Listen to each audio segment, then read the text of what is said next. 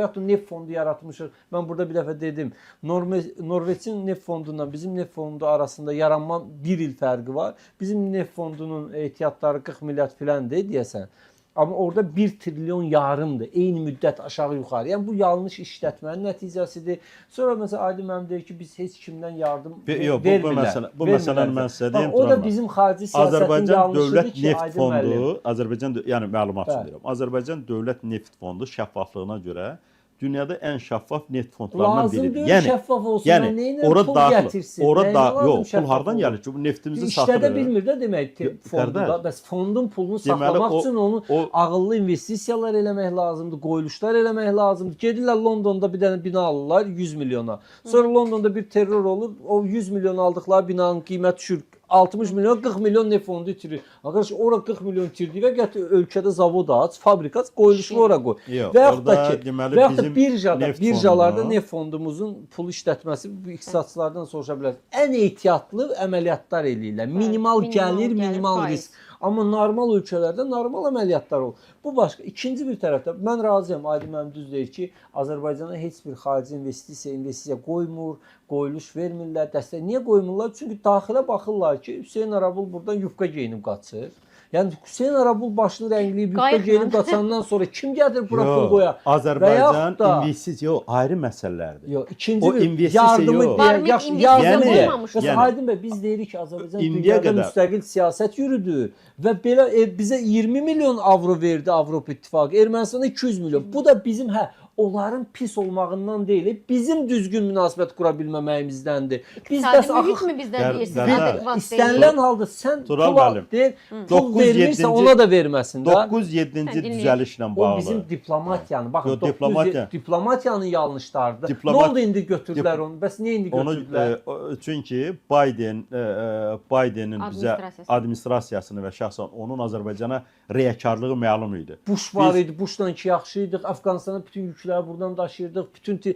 Bizim bir avia şirkətimiz Pentagondan 1 milyard dollar həcmində sifariş almışdı. Yəni bu da güvənin göstəricisidir. Yəni sözümün canı odur ki, biz xarici siyasətimizdə də boşluqlar elədiyimiz üçün biz hələ Dünya Ticarət Təşkilatının üzvü deyilik. O bizim üçün indiki halda tezdir.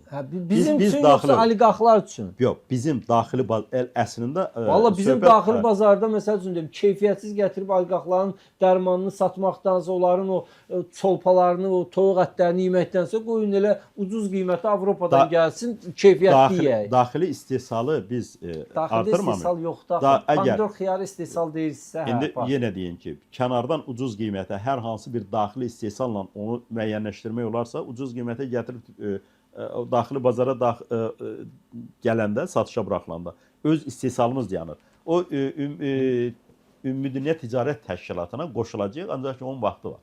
Çünki biz öz Rusiya belə ora qoşuldu. Yox, Rusiya başqa bir amildir. Gürcüstan illərdir oradadır.